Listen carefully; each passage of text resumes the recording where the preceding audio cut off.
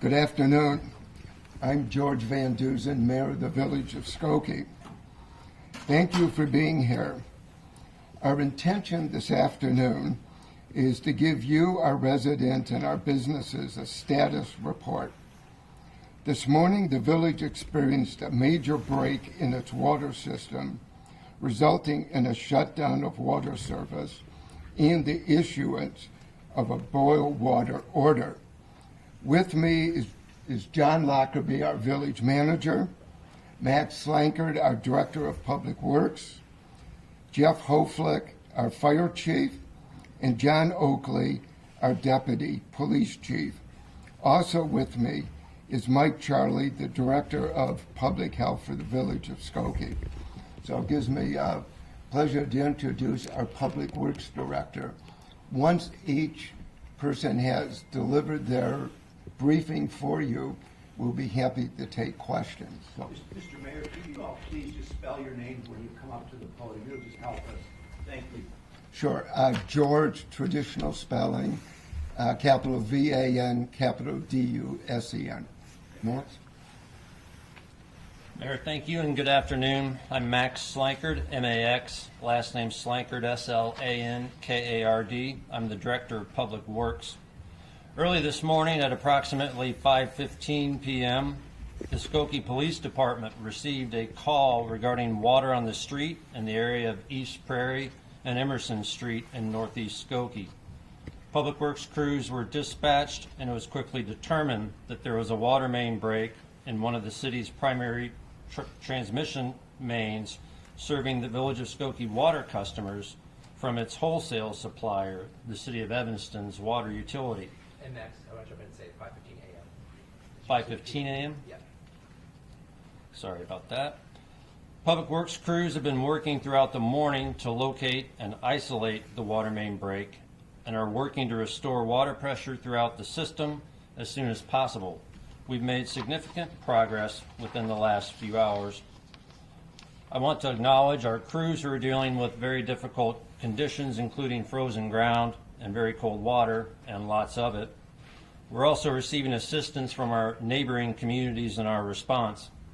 As we work to restore water pressure, we're asking that community members avoid non-essential tap water use and use bottled water to the extent possible. We're hopeful that water pressure will be restored later this evening. However, due to the low system water pressure, a boil order is in effect. That order was issued at approximately 8 a.m. this morning. I'm now going to turn it over to Mike Charlie, the village's Health and Human Services Director. Good afternoon, everybody. My name is Mike Charlie, M-I-K-E-C-H-A-R-L-E-Y, and I'm the Health and Human Services Director for the village. So this boil order impacts all Skokie water customers, including those in all of our zip codes, 60076, 60077, and 60203. What that means is that all Skokie water customers are advised to not drink their tap water without boiling it. Community members should follow the following protocol with their water at this point. Bring all water to a boil for at least 5 minutes and let it cool before using, or use bottled drinking water. Boiled and bottled water or bottled water should be used for drinking, making ice, brushing teeth, washing dishes, and food preparation until further notice. Boiling kills the potential bacteria and other organisms that could potentially be in the water. The boil order will likely be in place through at least Saturday afternoon. The state of Illinois requires the village of Skokie to collect 2 clean water samples, and those 2 water samples have to be taken 24 hours apart before we can eliminate the need for the boil order. Once the second sample is collected, 24 hours later, we will be notifying the public that the water is, again, safe to drink.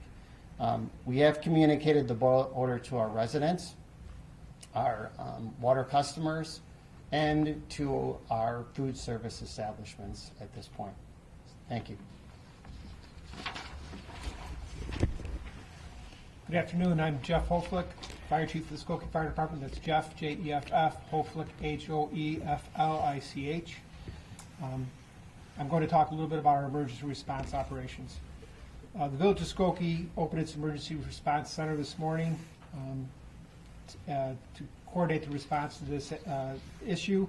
We've received offers of assistance from our neighboring communities through Cook County Emergency Management and Regional Security, Red Cross, and Salvation Army, amongst others. We are working with our critical facilities in town, nursing homes and the hospital, to make sure they have the support that they need, in particular making sure the nursing homes have bottled water and any other needs they might have. We're communicating with our neighbors to the east, City of Evanston, and they've offered to open to offer their warming shelter for our residents for the short term. That is at Robert Crown Community Center at 1801 Main Street in Evanston. And so that'll be a warming shelter that's available immediately for anyone that needs a place with working water facilities and a warm place to stay. That is not an overnight facility. We are communicating with Red Cross to provide assistance to anyone that might need sheltering or housing overnight if that need arises. We understand that some homes or businesses that have steam heat might have trouble with those heating systems. And so until the water is restored, those problems might exist with a boiler. And so if you are having issues, the property owners can reach out, but understand that those systems may not work until the water is restored. We also coordinating with the City of Evanston for other resources as well. To ensure adequate fire protections throughout the community, we initiated an interdivisional water supply task force through the mutual aid box alarm system this morning.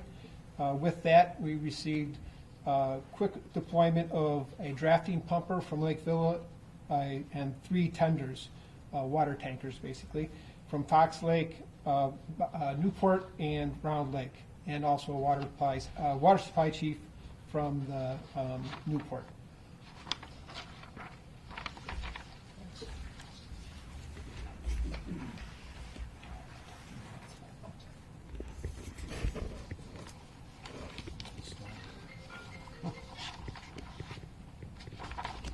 Thank you.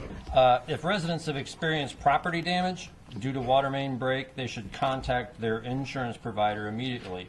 The village will coordinate with the insurance provider afterwards to address liability issues if necessary. In addition, a road closure has been implemented at McCormick from Dempster to Golf and East Prairie from Church to Golf due to the water main break, and motorists should continue to avoid the area. Updates as we go along will be shared on the following or via the following mechanisms. On the village's website, which is at Skokie, SKOKIE.org, the Village of Skokie Facebook and Instagram pages, the Village e-newsletter, and a smart 911 email, text, and phone call update will be utilized as well. This is an unprecedented situation for us, and we appreciate the community's patience as we work to repair the issue and restore the drinking water supply. And with that, I would open the floor to questions. Thank you for the update. We really appreciate it. Can you comment at all about the cause? Now, some residents we talked to received notifications last night at 6 p.m. That there was emergency repair of the water system. Was that connected? Did it cause the water main to break? There was an emergency repair that was underway in the area yesterday, approximately 2 p.m., and the crews were on the scene last night until 2 a.m. in the same approximate area. We don't know at this time whether there is a connection between those two events. What I can tell you is that the crew that was on the scene last night departed the scene at approximately 2 a.m. They were responding to water that was coming through a manhole structure. They dug 2 excavations at the time they were on the scene. neither of which were fruitful, if you will, in terms of revealing the source of the leak. So they buttoned up the excavations for the evening, barricaded the site, and then left, intending to come back and, with the benefit of sunlight conditions, return to exploring in an attempt to find the source of the leak. So that is what was going on when they left the scene yesterday evening. They certainly didn't leave the scene with the water event that we found ourselves confronting this morning. So I wouldn't expect that there's any correlation other than there was a leak of some more minor type going on that we weren't successful in locating last night in the middle of the night. Now, we heard from some residents. You mentioned that the boil order went into effect at 8 o'clock this morning. Some residents were concerned about that as they had already consumed the water when they woke up early this morning.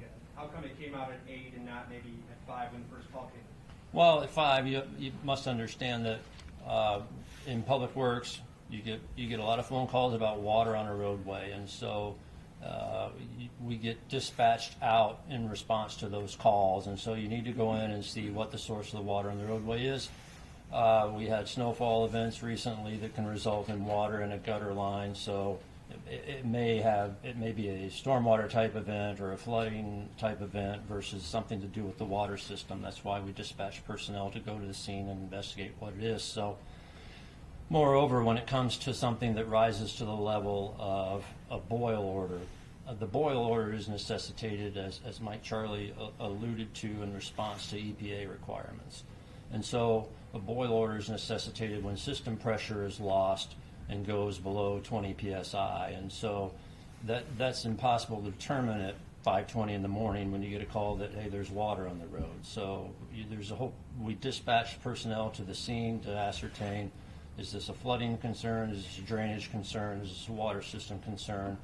And we go from there. So, once we definitely knew from our first responder on the scene that this was a water main and it was of significance. But then we need to understand how it's affecting the system. Is this localized? Is it more broad-based? And so there's steps in the process to go through before giving rise to issuing a community-wide boil order. So that's why there was And I don't that know process. if Mike can comment, just to ease the mind of residents who may have drank that water this morning, which they look out for, if anything. Yeah. So in general, like Max said, the boil order is precautionary, and it is a requirement when we have a situation like this. And out of an overabundance of caution, you issue it. But certainly, if anybody had drank the water prior to then, they'll be looking for gastrointestinal type symptoms, diarrhea, vomiting, just any upset stomach. And if they do have any of that, we just advise people to seek medical attention. Thanks. An offshoot of this, is there a reason being given for why residents who tell us on the ground in the neighborhoods that they're signed up for alerts but they didn't receive one?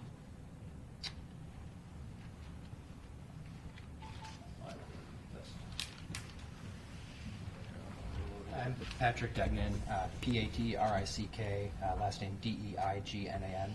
There is no reason that I would be aware of that people didn't receive the alerts. We did utilize all of our communications channels and send it out far and wide. So if they are not subscribed to alerts, please go to Skokie.org and sign up for Smart 911 alerts.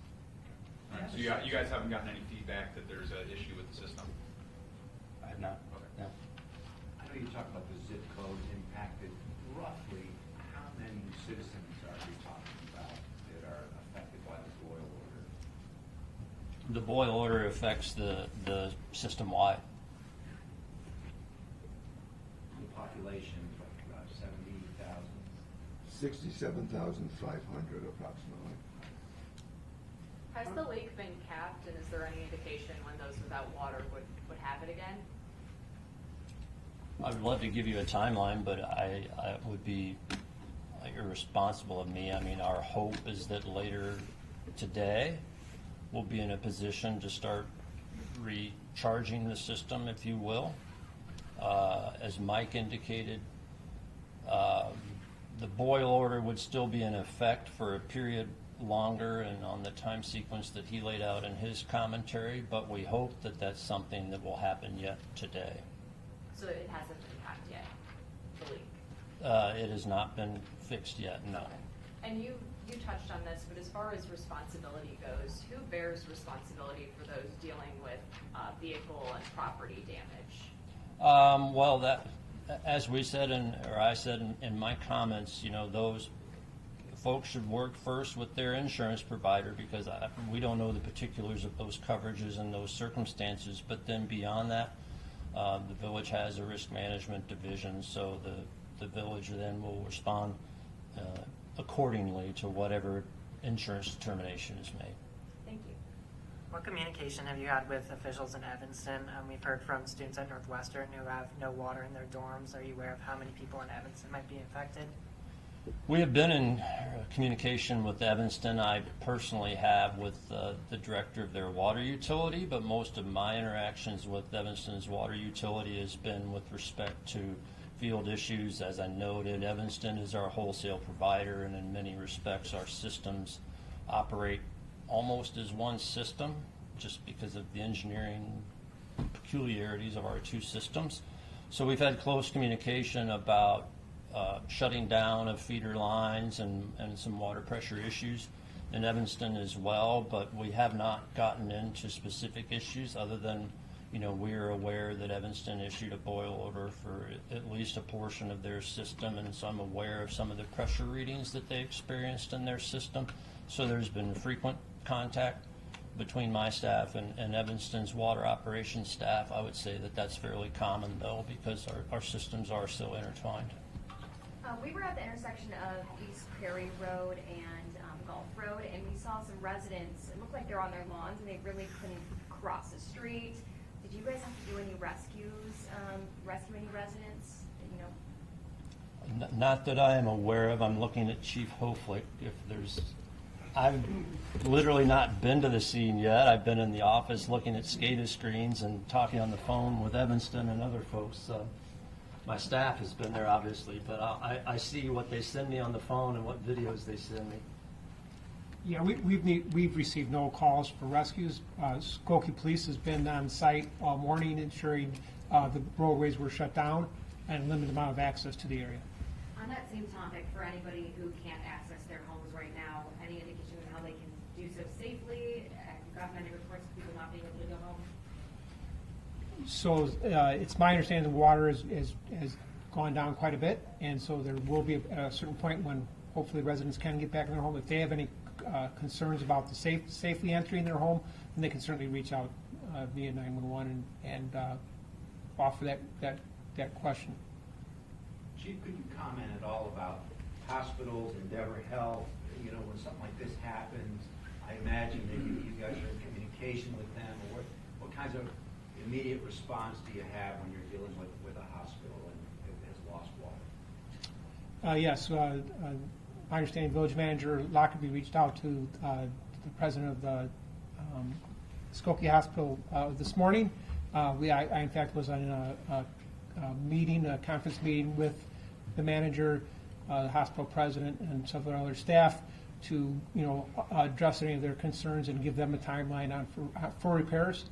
And then obviously, try to keep them as up to best as possible about, when they can continue to, provide services. In the meantime, we are transporting patients to Evanston Hospital and Skokie Hospital if we have, Evanston Hospital and St. Francis Hospital if we have a 911 call. Any injuries reported last night as a result of the main break? Not to my knowledge. I'm not sure who this question would be for, but Red Cross is involved. Salvation Army has reached out to you guys. The residents that I spoke with, with the boil water order in effect, they say that they're not even getting any water out of their faucets. And when they went to the store to buy bottled water, there's basically been a run on the stores. Close to 70,000 residents. Is there any effort to bring bottled water in or make sure the stores are stocked?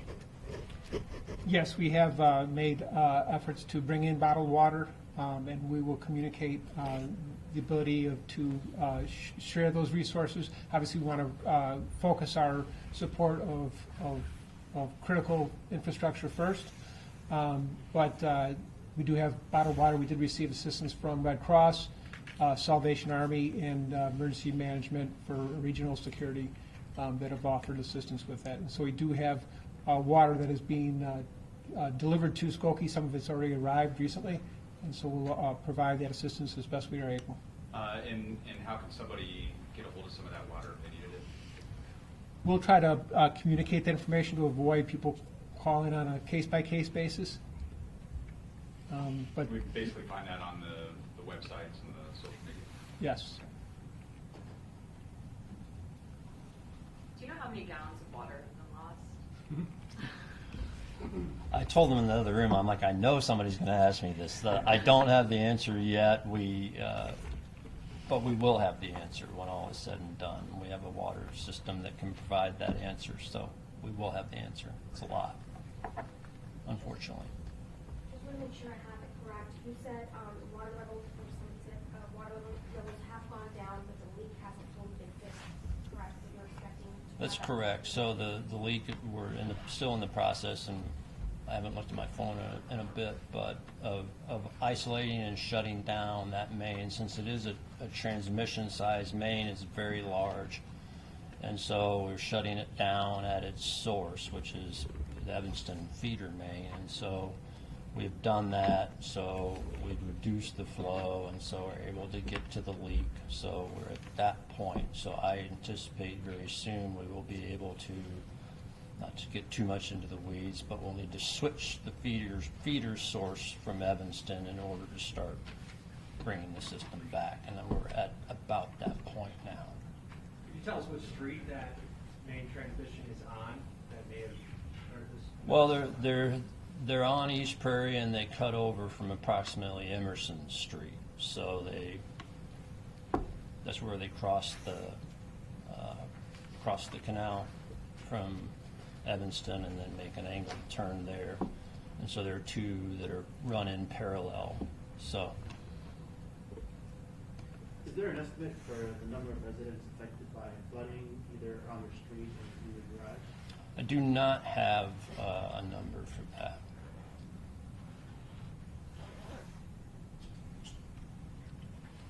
Thank you, guys. Yeah, Thank you.